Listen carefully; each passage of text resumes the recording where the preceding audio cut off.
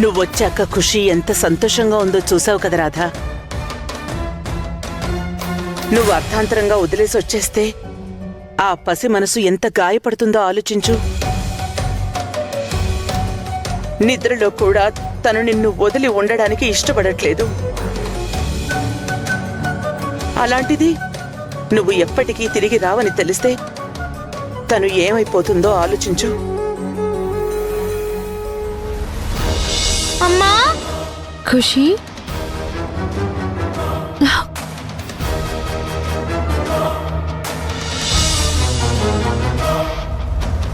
నువ్వు పక్కన లేకపోయేసరికి నన్ను వదిలేసి వెళ్ళిపోయావేమో అని నాకు భయం వేసిందమ్మా. ఏడుపు వచ్చేసింది.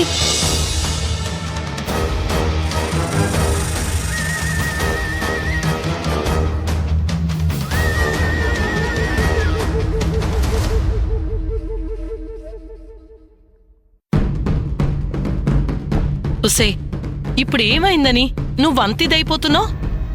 అంతా చెప్పాను కదా పెద్దమ్మా. అందులో ఏం తప్పుందే? ఆయన మనసులో ఏ ఉద్దేశం లేదు అని చెప్తున్నారు కదా.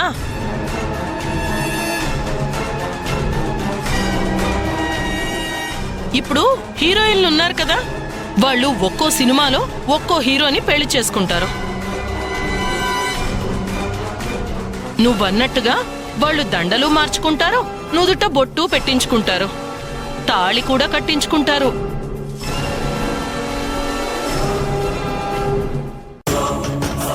అంత మాత్రాన వాళ్ళిద్దరూ నిజమైన భార్యాభర్తలు అయిపోరుగా.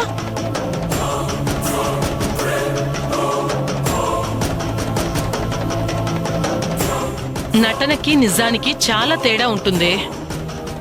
హీరో హీరోయిన్లు తెర మీద నటిస్తే నువ్వు జీవితంలో నటిస్తున్నావు.